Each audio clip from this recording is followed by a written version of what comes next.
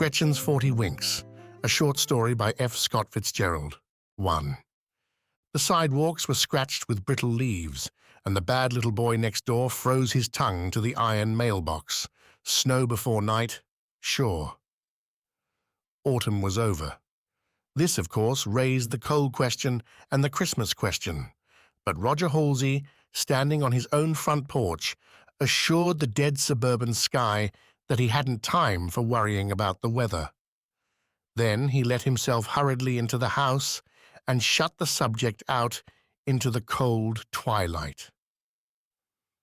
The hall was dark, but from above he heard the voices of his wife and the nursemaid and the baby in one of their interminable conversations, which consisted chiefly of "don't," and "look out, Maxie," and "oh, there he goes," punctuated by wild threats and vague bumpings and the recurrent sound of small, venturing feet.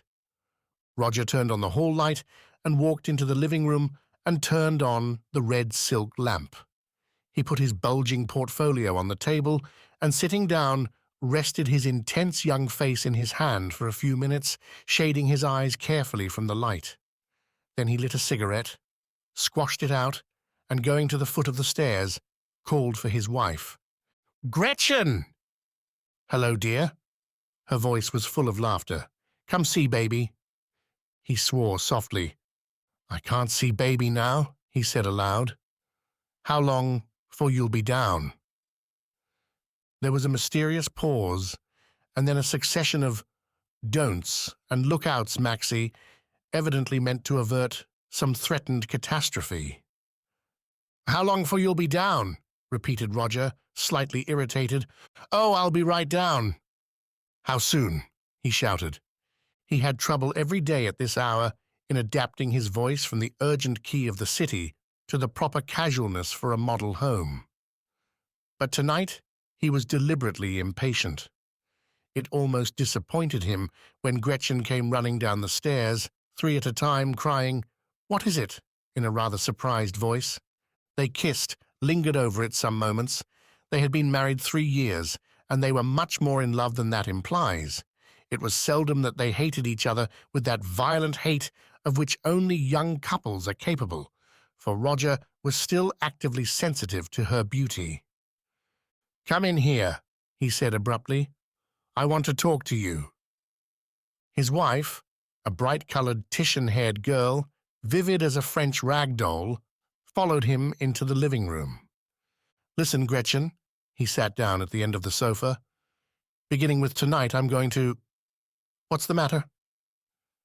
"Nothing. I'm just looking for a cigarette. Go on." She tiptoed breathlessly back to the sofa and settled at the other end. "Gretchen!" Again he broke off. Her hand, palm upward, was extended towards him. "Well, what is it?" he asked wildly. "Matches." "What?" In his impatience it seemed incredible that she should ask for matches, but he fumbled automatically in his pocket. "Thank you," she whispered. "I didn't mean to interrupt you. Go on." "Gretch! Scratch!" The match flared. They exchanged a tense look. Her fawn's eyes apologized mutely this time, and he laughed. After all, she had done no more than light a cigarette, but when he was in this mood, her slightest positive action irritated him beyond measure. "When you've got time to listen," he said crossly, "you might be interested in discussing the poorhouse question with me." "What poorhouse?" Her eyes were wide, startled. She sat quiet as a mouse. "That was just to get your attention, but beginning tonight, I start on what'll probably be the most important 6 weeks of my life, the 6 weeks that'll decide whether we're going on forever in this rotten little house, in this rotten little suburban town." Boredom replaced alarm in Gretchen's black eyes. She was a Southern girl, and any question that had to do with getting ahead in the world always tended to give her a headache. "6 months ago I left the New York Lithographic Company," announced Roger, "and went in the advertising business for myself." "I know," interrupted Gretchen resentfully. And now, instead of getting 600 a month sure, we're living on a risky 500. Gretchen, said Roger sharply, if you'll just believe in me as hard as you can for 6 weeks more, we'll be rich. I've got a chance now to get some of the biggest accounts in the country. He hesitated. And for these 6 weeks we won't go out at all, and we won't have anyone here. I'm going to bring home work every night, and we'll pull down all the blinds, and if anyone rings the doorbell, we won't answer. He smiled airily, as if it were a new game they were going to play. Then, as Gretchen was silent, his smile faded, and he looked at her uncertainly. Well, what's the matter? She broke out finally. Do you expect me to jump up and sing?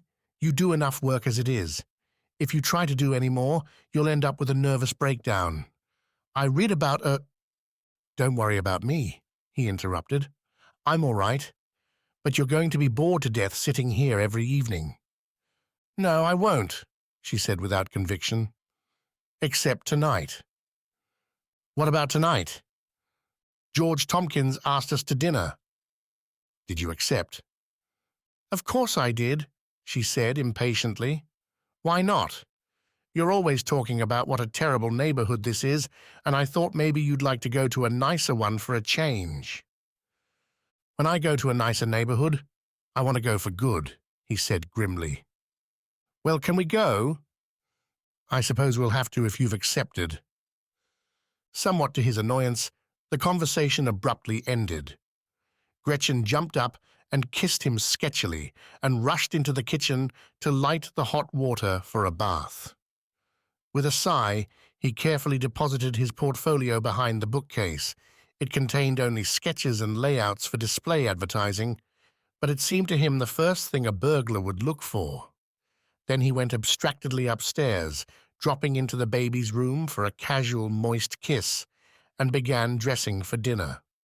They had no automobile, so George Tompkins called for them at 6.30. Tompkins was a successful interior decorator, a broad, rosy man with a handsome moustache and a strong odor of jasmine. He and Roger had once roomed side by side in a boarding house in New York, but they had met only intermittently in the past 5 years. We ought to see each other more, he told Roger tonight. You ought to go out more often, old boy. Cocktail? No, thanks. No? Well, your fair wife will, won't you, Gretchen? I love this house, she exclaimed, taking the glass and looking admiringly at ship models, colonial whiskey bottles and other fashionable debris of 1925. I like it, said Tompkins with satisfaction. I did it to please myself, and I succeeded. Roger stared moodily around the stiff, plain room, wondering if they could have blundered into the kitchen by mistake. You look like the devil, Roger, said his host. Have a cocktail and cheer up. Have one, urged Gretchen. What?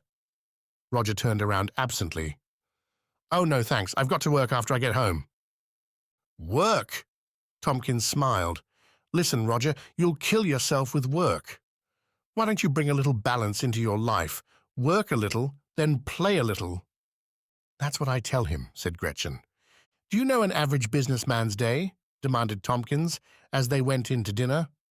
Coffee in the morning, 8 hours work interrupted by a bolted luncheon, and then home again with dyspepsia and a bad temper to give the wife a pleasant evening.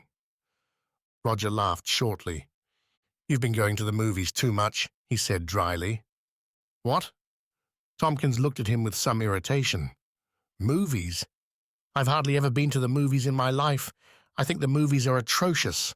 My opinions on life are drawn from my own observations. I believe in a balanced life. What's that? Demanded Roger. Well, he hesitated. Probably the best way to tell you would be to describe my own day. Would that seem horribly egotistic? Oh, no?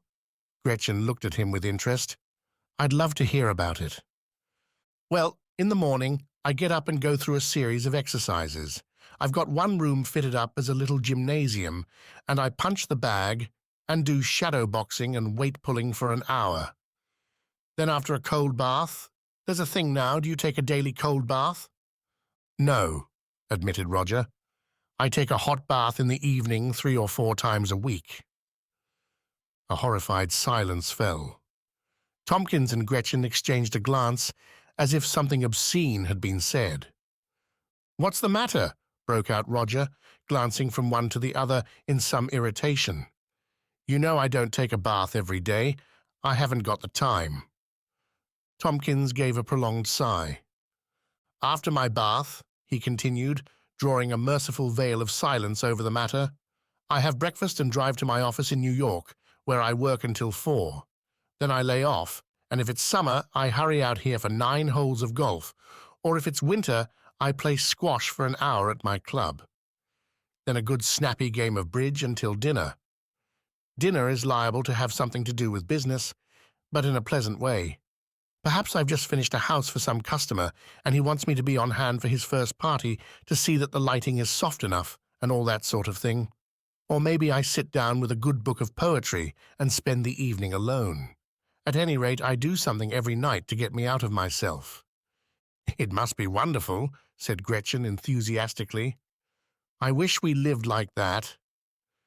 Tompkins bent forward earnestly over the table. "You can," he said impressively. "There's no reason why you shouldn't. Look here, if Roger'll play 9 holes of golf every day, it'll do wonders for him.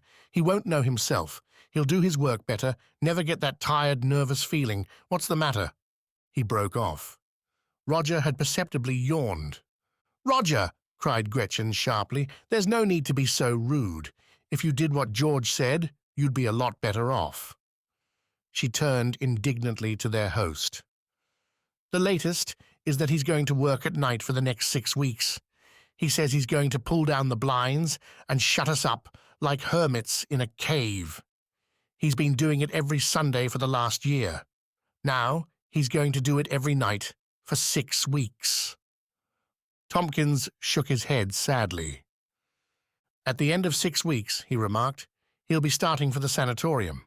Let me tell you, every private hospital in New York is full of cases like yours. You just strain the human nervous system a little too far, and bang! You've broken something, and in order to save 60 hours, you're laid up 60 weeks for repairs." He broke off, changed his tone, and turned to Gretchen with a smile. "Not to mention what happens to you.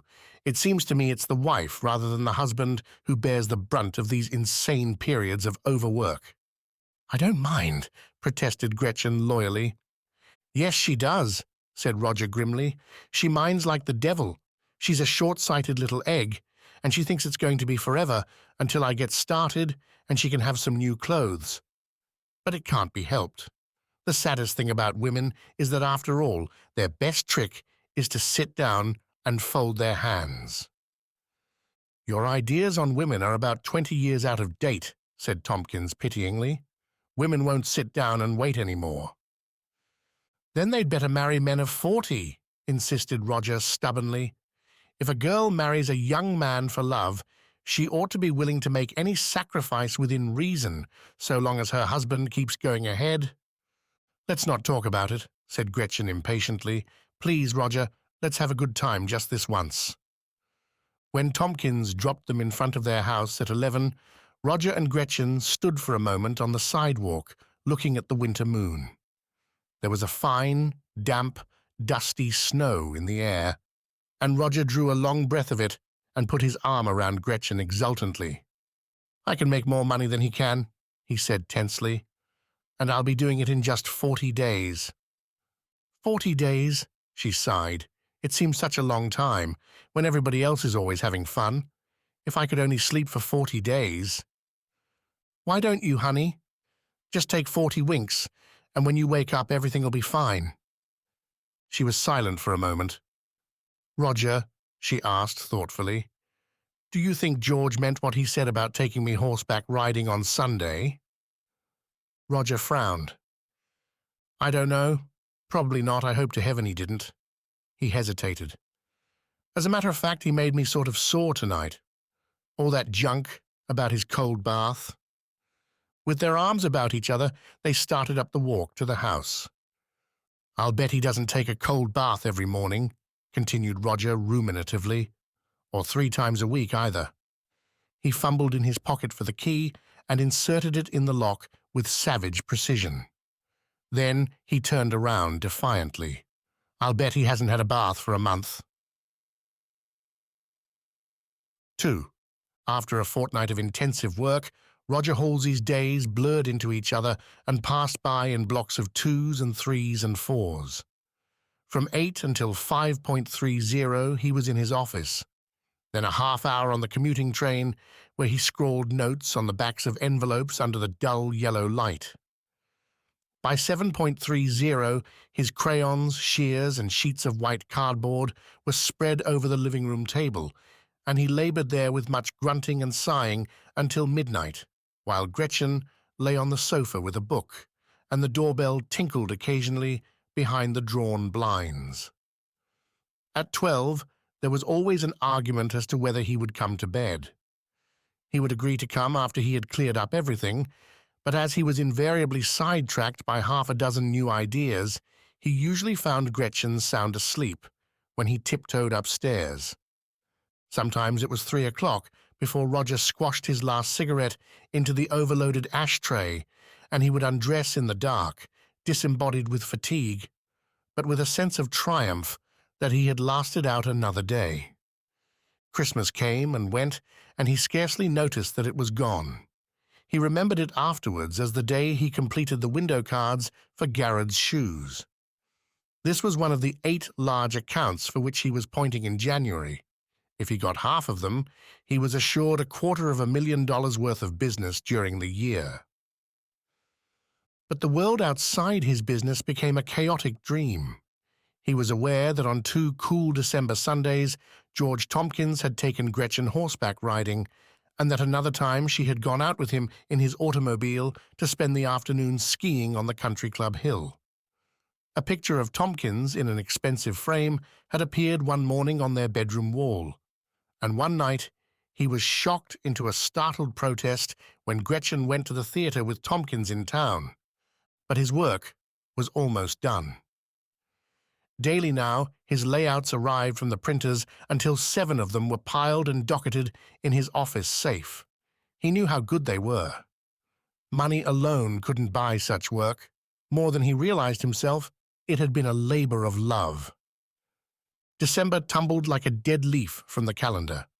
There was an agonizing week when he had to give up coffee because it made his heart pound so. If he could hold on now for 4 days, 3 days. On Thursday afternoon, H.G. Garrett was to arrive in New York. On Wednesday evening, Roger came home at 7 to find Gretchen poring over the December bills with a strange expression in her eyes. "What's the matter?" She nodded at the bills. He ran through them, his brow wrinkling in a frown. "Gosh! I can't help it," she burst out suddenly. "They're terrible. And that, well, I didn't marry you because you were a wonderful housekeeper. I'll manage about the bills some way. Don't worry your little head over it." She regarded him coldly. "You talk as if I were a child." "I have to," he said with sudden irritation. "Well, at least I'm not a piece of bric-a-brac that you can just put somewhere and forget." He knelt down by her quickly and took her arms in his hands. "Gretchen, listen," he said breathlessly. "For God's sake, don't go to pieces now. We're both all stored up with malice and reproach, and if we had a quarrel, it'd be terrible. I love you, Gretchen. Say you love me, quick." "You know I love you." The quarrel was averted, but there was an unnatural tenseness all through dinner. It came to a climax afterwards, when he began to spread his working materials on the table. "Oh, Roger," she protested, "I thought you didn't have to work tonight." "I didn't think I'd have to, but something came up. I've invited George Tompkins over." "Oh, gosh," he exclaimed. "Well, I'm sorry, honey, but you'll have to phone him not to come." "He's left," she said. "He's coming straight from town. He'll be here any minute now." Roger groaned. It occurred to him to send them both to the movies, but somehow the suggestion stuck on his lips. He did not want her at the movies. He wanted her here, where he could look up and know she was by his side. George Tompkins arrived breezily at 8 o'clock. "Aha!" he cried reprovingly, coming into the room. "Still at it?" Roger agreed coolly that he was. Better quit before you have to." He sat down with a long sigh of physical comfort and lit a cigarette. Take it from a fellow who's looked into the question scientifically. We can stand so much and then bang! "If you'll excuse me," Roger made his voice as polite as possible, "I'm going upstairs and finish this work." "Just as you like, Roger." George waved his hand carelessly.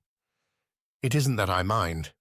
I'm the friend of the family, and I'd just as soon see the missus as the mister." He smiled playfully. "But if I were you, old boy, I'd put away my work and get a good night's sleep." When Roger had spread out his materials on the bed upstairs, he found that he could still hear the rumble and murmur of their voices through the thin floor. He began wondering what they found to talk about. As he plunged deeper into his work, his mind had a tendency to revert sharply to his question, and several times he arose and paced nervously up and down the room. The bed was ill-adapted to his work. Several times the paper slipped from the board on which it rested, and the pencil punched through. Everything was wrong tonight. Letters and figures blurred before his eyes, and as an accompaniment to the beating of his temples came those persistent, murmuring voices. At 10 he realized that he had done nothing for more than an hour, and with a sudden exclamation he gathered together his papers, replaced them in his portfolio, and went downstairs.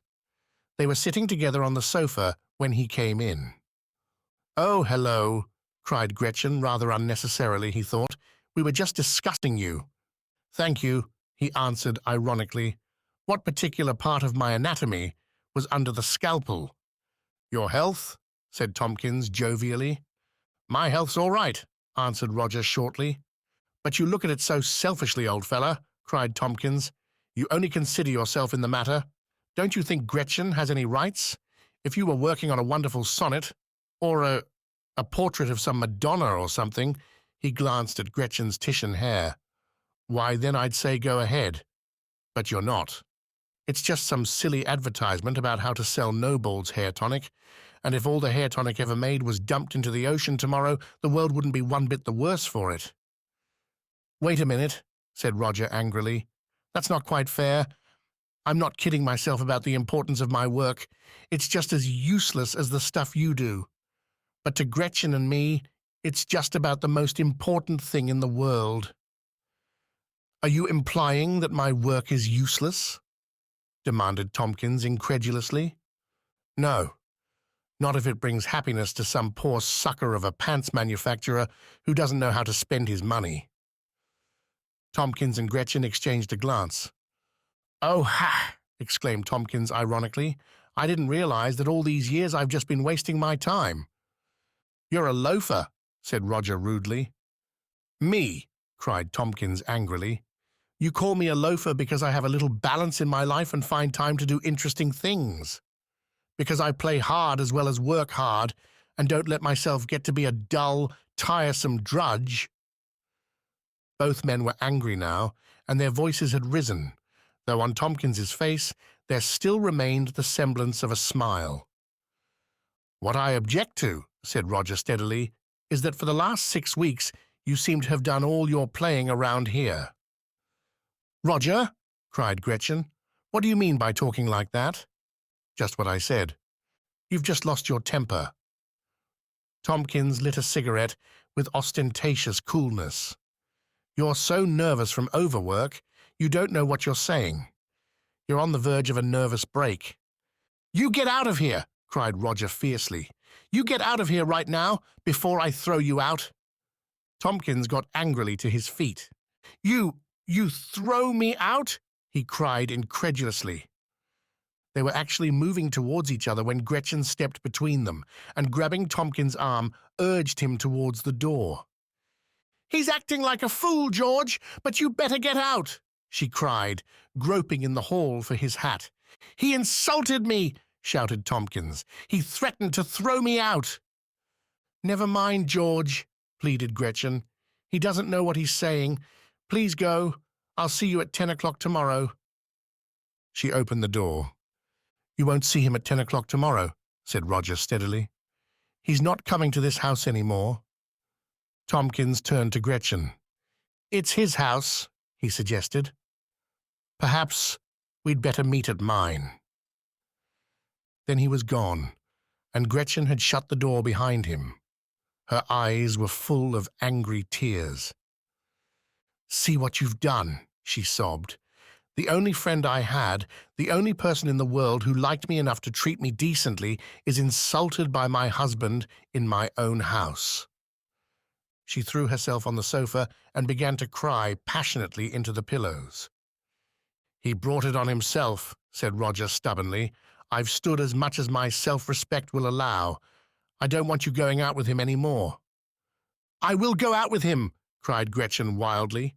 "I'll go out with him all I want. Do you think it's any fun living here with you?" "Gretchen," he said coldly, "get up and put on your hat and coat and go out that door and never come back." Her mouth fell slightly ajar. "But I don't want to get out," she said dazedly. "Well then, behave yourself." And he added in a gentler voice, "I thought you were going to sleep for this 40 days. "Oh, yes," she cried bitterly. "Easy enough to say, but I'm tired of sleeping." She got up, faced him defiantly. "And what's more, I'm going riding with George Tompkins tomorrow. You won't go out with him if I have to take you to New York and sit you down in my office until I get through." She looked at him with rage in her eyes. "I hate you," she said slowly, "and I'd like to take all the work you've done and tear it up and throw it in the fire. And just to give you something to worry about tomorrow, I probably won't be here when you get back." She got up from the sofa and very deliberately looked at her flushed, tear-stained face in the mirror. Then she ran upstairs and slammed herself into the bedroom. Automatically, Roger spread out his work on the living room table. The bright colors of the designs, the vivid ladies. Gretchen had posed for one of them, holding orange ginger ale or glistening silk hosiery, dazzled his mind into a sort of coma. His restless crayon moved here and there over the pictures, shifting a block of letters, half an inch to the right, trying a dozen blues for a cool blue, and eliminating the word that made a phrase anemic and pale. Half an hour passed. He was deep in the work now. There was no sound in the room but the velvety scratch of the crayon over the glossy board. After a long while, he looked at his watch. It was after 3. The wind had come up outside and was rushing by the house corners in loud, alarming swoops, like a heavy body falling through space. He stopped his work and listened. He was not tired now, but his head felt as if it was covered with bulging veins, like those pictures that hang in doctors' offices, showing a body stripped of decent skin. He put his hands to his head and felt it all over. It seemed to him that on his temple the veins were knotty and brittle around an old scar. Suddenly he began to be afraid. 100 warnings he had heard swept into his mind. People did wreck themselves with overwork, and his body and brain were of the same vulnerable and perishable stuff. For the first time, he found himself envying George Tompkins' calm nerves and healthy routine. He arose and began pacing the room in a panic. "I've got to sleep," he whispered to himself tensely. "Otherwise, I'm going crazy." He rubbed his hand over his eyes and returned to the table to put up his work, but his fingers were shaking so that he could scarcely grasp the board. The sway of a bare branch against the window made him start and cry out. He sat down on the sofa and tried to think. "Stop, stop, stop," the clock said. "Stop, stop, stop." "I can't stop," he answered aloud. "I can't afford to stop." Listen. Why, there was the wolf at the door now. He could hear its sharp claws scrape along the varnished woodwork. He jumped up and, running to the front door, flung it open, then started back, with a ghastly cry. An enormous wolf was standing on the porch, glaring at him with red, malignant eyes. As he watched it, the hair bristled on its neck. It gave a low growl and disappeared in the darkness. Then Roger realized, with a silent, mirthless laugh, that it was the police dog from over the way. Dragging his limbs wearily into the kitchen, he brought the alarm clock into the living room and set it for 7. Then he wrapped himself in his overcoat, lay down on the sofa, and fell immediately into a heavy, dreamless sleep. When he awoke, the light was still shining feebly, but the room was the grey color of a winter morning. He got up and, looking anxiously at his hands, found to his relief that they no longer trembled. He felt much better. Then he began to remember in detail the events of the night before, and his brow drew up again in 3 shallow wrinkles. There was work ahead of him, 24 hours of work, and Gretchen, whether she wanted to or not, must sleep for 1 more day. Roger's mind glowed suddenly, as if he had just thought of a new advertising idea. A few minutes later, he was hurrying through the sharp morning air to Kingsley's drugstore.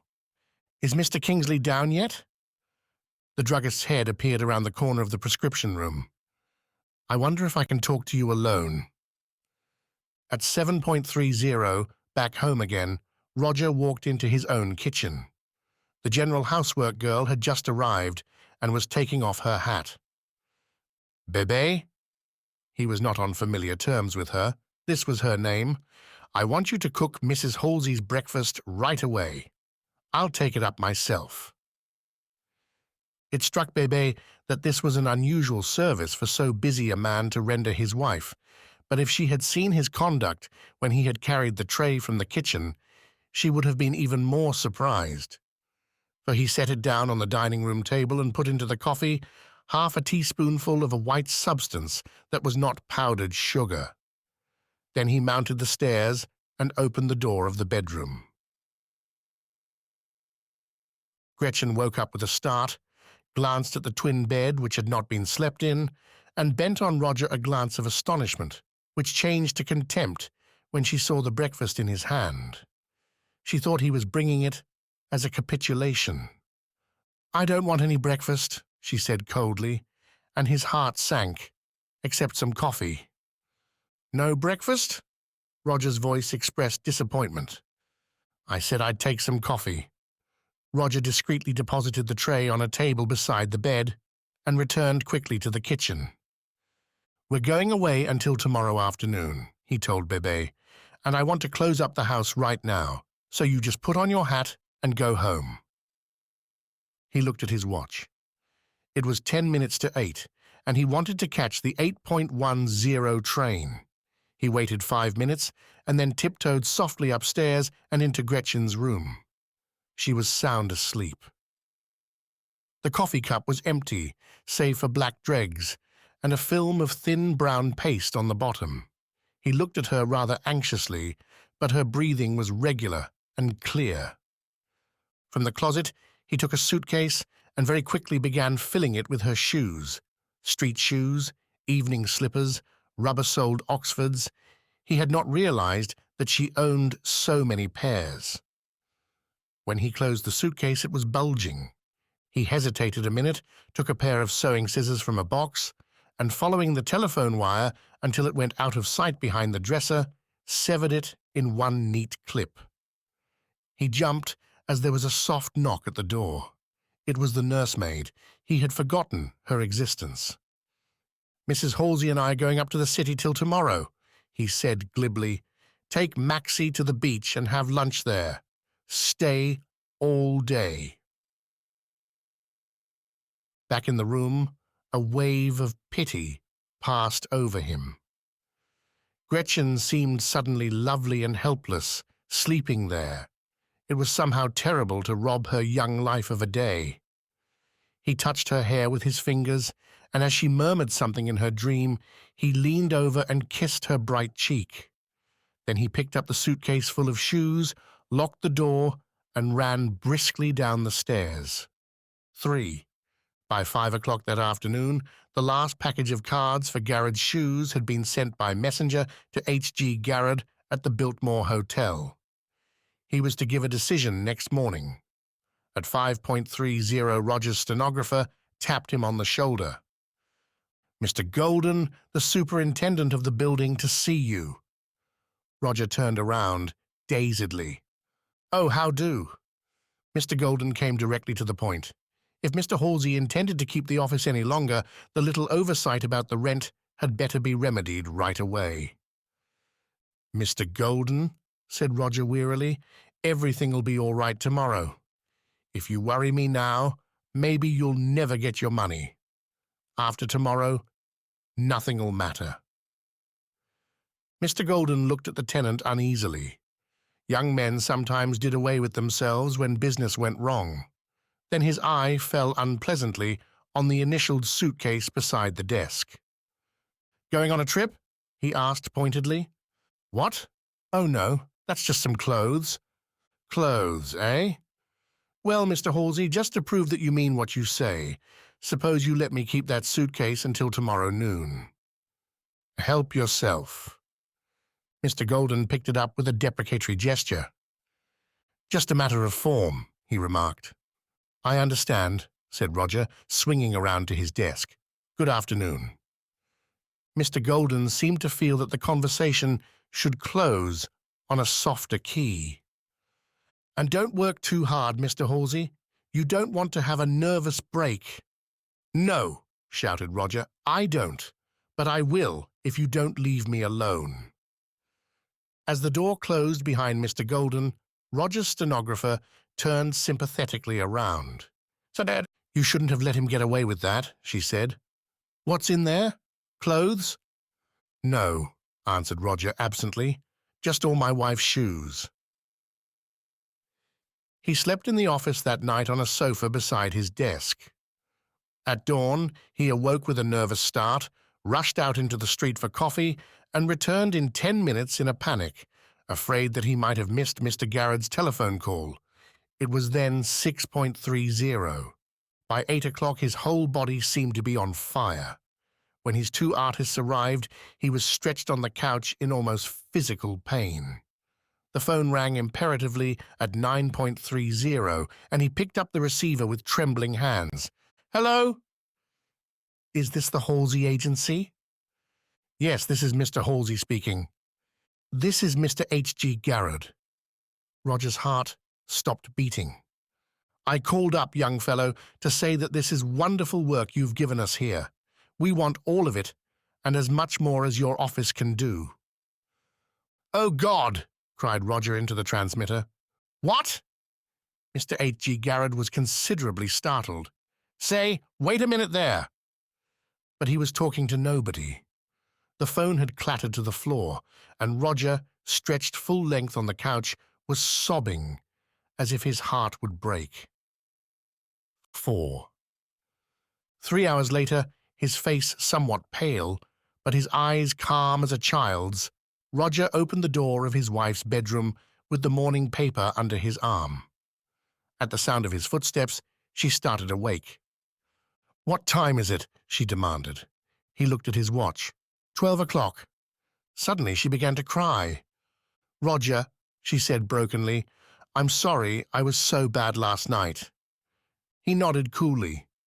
"Everything's all right now," he answered. Then, after a pause, "I've got the account, the biggest one."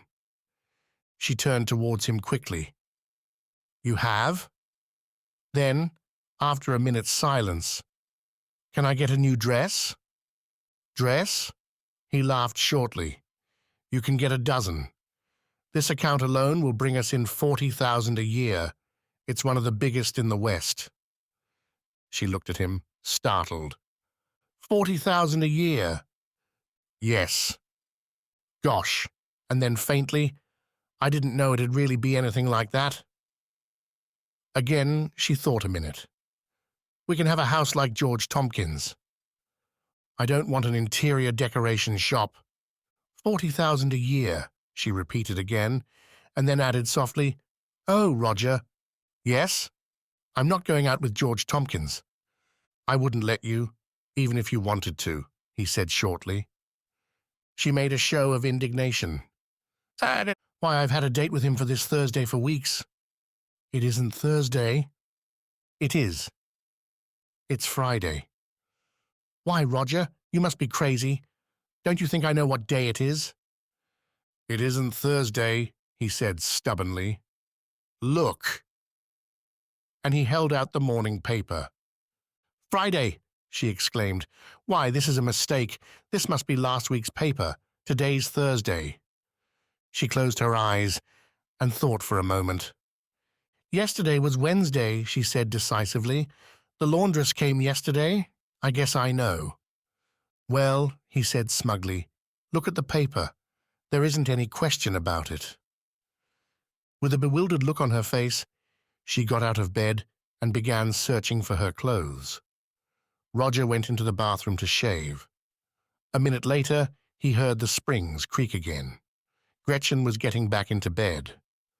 What's the matter? He inquired, putting his head around the corner of the bathroom. I'm scared, she said in a trembling voice. I think my nerves are giving way. I can't find any of my shoes. Your shoes? Why, the closet's full of them. I know, but I can't see one. Her face was pale with fear. Oh, Roger! Roger came to her bedside and put his arm around her. Oh, Roger! She cried. What's the matter with me? First that newspaper, and now all my shoes. Take care of me, Roger. I'll get the doctor, he said. He walked remorselessly to the telephone and took up the receiver. Phone seems to be out of order, he remarked after a minute. I'll send Bébé. The doctor arrived in 10 minutes. I think I'm on the verge of a collapse, Gretchen told him in a strained voice. Dr. Gregory sat down on the edge of the bed and took her wrist in his hand. It seems to be in the air this morning. I got up, said Gretchen in an awed voice, and I found that I'd lost a whole day. I had an engagement to go riding with George Tompkins. What? Exclaimed the doctor in surprise. Then he laughed. George Tompkins won't go riding with anyone for many days to come. Has he gone away? Asked Gretchen curiously. He's going west. Why? Demanded Roger. Is he running away with somebody's wife? No, said Dr. Gregory. He's had a nervous breakdown. What? They exclaimed in unison. He just collapsed like an opera hat in his cold shower. But he was always talking about his balanced life, gasped Gretchen.